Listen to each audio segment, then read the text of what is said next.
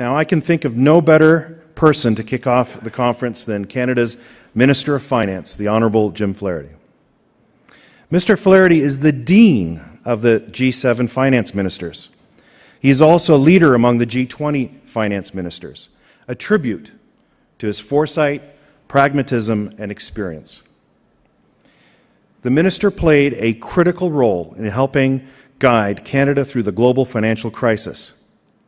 His voice for Canada and Canadian beliefs, capabilities, and interests is now heard around the world. He is committed to keeping Canada at the forefront and front ranks of countries with strong public finances, which helps all of us, business, academia, science, and society. His budgets have supported innovation since his appointment as Canada's Minister of Finance. Just a few months ago in his budget, the minister announced new resources to support leading-edge research, international collaboration, health research of national importance, the creation of world-class research in Canada, and support for Perimeter. Simply put, we are very pleased by his presence here today, as it points to his interest in this critical issue of innovation. Ladies and gentlemen, I'm pleased to invite to the stage Canada's Minister of Finance, the Honourable Jim Flaherty. Thanks, Mike. Thank you.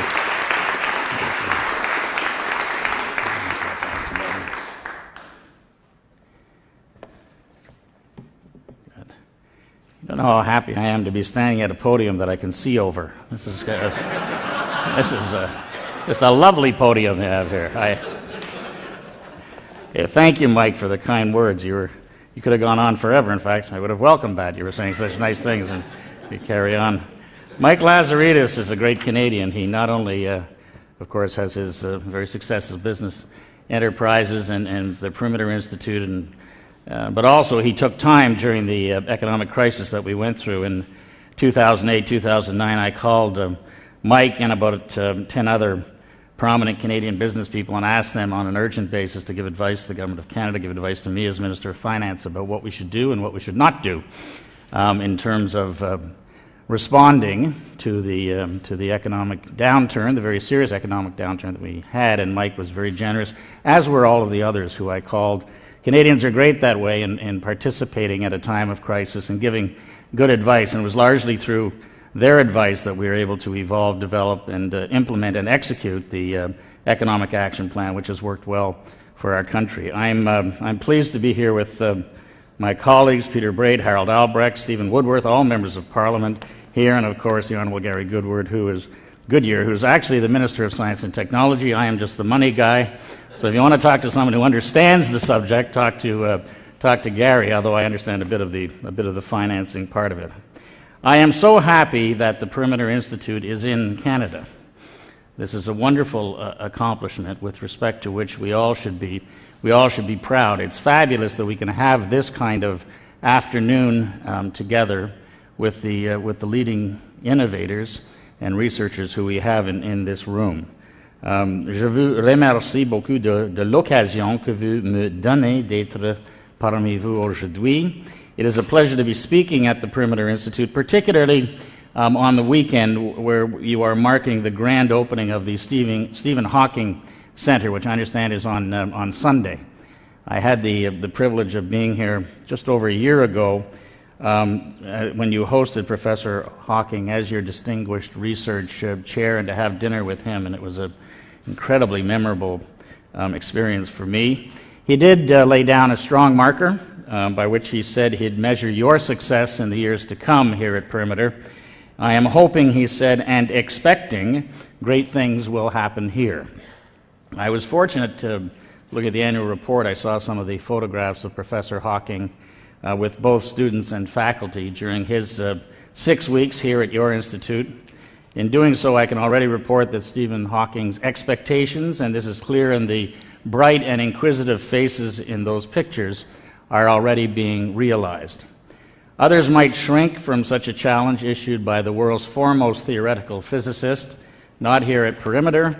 This visionary place and the people who enable it to thrive are models to be emulated as we strive to strengthen a quality of life for all Canadians that is second to none. Waterloo Region here, of course, is home to OpenText, Canada's largest software company. Tom Jenkins is here. Research in Motion, of course, 700 technology companies, and 150 research institutes. All this in an area of Ontario, Canada, that once was the button, rubber, and distillery capital of Canada. Waterloo Region has been a significant part of our nation's past and will undoubtedly make an extraordinary contribution to our nation's future. This institution will be a key part of that future. The Perimeter Institute has been the site of a number of important government innovation announcements, such as the launch of the Einstein Program and Canada's Science and Technology Strategy, because this organization is a place of boundless potential. Its metamorphosis into one of the most important theoretical physics research centers in the world is a reflection of the leadership and the vision of its founder, Mike Lazaridis. Mike understands that encouraging basic science and research is a necessary but not in itself sufficient condition for success in a knowledge-based global economy. Mike and all of you are also living proof of the words of wisdom of one of Canada's greatest researchers, Frederick Banting. No one ever had an idea in a business suit, the co-founder of insulin once said. As one of Banting's biographers wrote of his discovery of insulin with Charles Best, he wrote, "No single event in the history of medicine had changed the lives of so many people so suddenly." In the proud Canadian tradition of Banting and Best, the Perimeter Institute, in a new century and led by a new generation of researchers, is again demonstrating what this nation's R&D community is capable of. That is why the Government of Canada has steadfastly supported the work of the Perimeter Institute. The entire region is driven by Canadian visionaries engaged in independent research, including experts who ask what if, and then turn that curiosity into innovation, paving the way to commercial success. That vision I speak of is summed up by Louis Lehner of the Perimeter Institute. He once matter-of-factly stated the following, quote, "Black holes are the most extreme cases of gravity, signaling a region inside which everything breaks apart. I want to understand what happens there," unquote. I truly believe that same inquisitive spirit must drive this entire country. We need Waterloo-like intelligence and innovation initiatives from coast to coast to coast. We need them now because enduring global prosperity is and will be ultimately determined by the private sector with help when needed from government. During a visit here in this room, right there, in 2010, Prime Minister Harper put it best. He said, "History shows that our world becomes safer, healthier, and more stable through advances made in science and technology." So, how are we performing in Canada? Quite frankly, we have unacceptable levels of support for R&D and innovation in many parts of the Canadian private sector. Every person in this room and most outside of it today in Canada know that the global economy we now compete in is increasingly driven by new ideas and knowledge-based industries. Despite this global reality, Canada still lags other nations in overall business expenditures on R&D. R&D spending by business in Canada has actually been decreasing in real terms since 2006. Moreover, our innovation spending is concentrated among certain businesses. The top 25 companies in Canada accounted for an estimated 33% of total intramural business R&D performed in 2009. In manufacturing, around 75% of total R&D spending was performed by large firms. As a result, business expenditures in innovation have actually become a headwind in our national race towards innovation.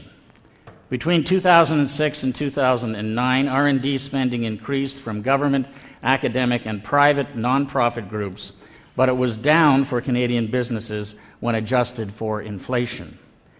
Last week, the World Economic Forum's Global Competitiveness report cited Canada's business expenditure on research and development as an area for improvement. The WEF noted that improving the sophistication and innovative potential of the private sector with greater R&D spending and producing goods and services higher on the value chain would enhance Canada's competitiveness and productive potential going into the future. What makes strengthening private sector investment in R&D particularly important is that other countries have been models in nurturing cultures of entrepreneurship. Sweden, a fellow northern country with similar human capital advantages, scores much higher than Canada in terms of business investments in R&D. It consistently ranks one of the top countries in the OECD. This is despite the fact that Sweden spends much less than we do on government support for R&D as a percentage of GDP. Finland has built on strong fundamentals to achieve a level of business innovation, investment, and performance that is among the strongest in the OECD. We can also learn a lesson from Israel, where private sector leadership in creating and adopting advanced technologies has placed the country far ahead of the rest of the world in terms of business investment in research and development. While there are many reasons to explain a nation's innovation performance, it is clear that these other countries are outperforming Canada. Their businesses spend more on research and development, their firms collaborate more often with each other, and they do a much better job of turning ideas into patents. As a trading nation in a more innovative global marketplace, we need to continually search for new ways to cultivate this investment in our country. We must set the stage better for private enterprise to compete with foreign firms who aren't standing still. As a government, we're doing our part to help them. Last year, for example, we set up an expert panel led by Tom Jenkins of OpenText to conduct a comprehensive review of all federal support for business-related R&D. The panel's final report, expected in October, Tom's nodding, this is good, expected in October, will provide our government with their expert analysis. Tom's panel will be making concrete recommendations to improve federal support for private R&D. These will help ensure this support unleashes greater economic possibilities for business. Now, Canada is often looked upon enviously as a country rich in resources, as you know.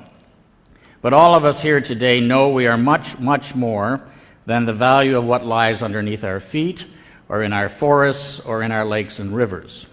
Our greatest renewable national resource is our gray matter, and our government has gone to great lengths to nurture it. It is plain to all that Canada's private sector cannot rest on its laurels. There is no reason why Canada should continue to lag its OECD partners in private sector innovation performance. We have the people, we have the resources, we certainly have the ideas.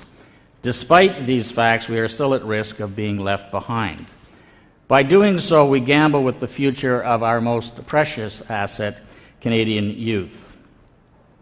As a student at Princeton in the, it's hard to believe it was the 1960s, in the turbulent 1960s, it was my good fortune to attend a speech delivered by Robert Kennedy. He inspired me then, and he inspires me still today. I've never forgotten the warning he issued to the leaders of his own time, and he coupled it with a challenge he issued for people my own age. He said, if we fail to dare and if we do not try, the next generation will harvest the fruit of our indifference. Science and technology enrich our country's economic growth and create good, rewarding jobs for Canadians. These investments also enable our country to become more productive and in the process raise our standard of living. Our investments in higher education R&D have helped keep Canada in the top ranks of G7 countries. The OECD puts Canada in the top 5 in higher education R&D as a percentage of GDP. Even before they leave high school, 15-year-old Canadians continue to outperform most countries in reading, math, and science. In fact, more Canadian students are enrolling in undergraduate science, engineering, and mathematics programs than ever before. Here at Perimeter, you are already playing a more than positive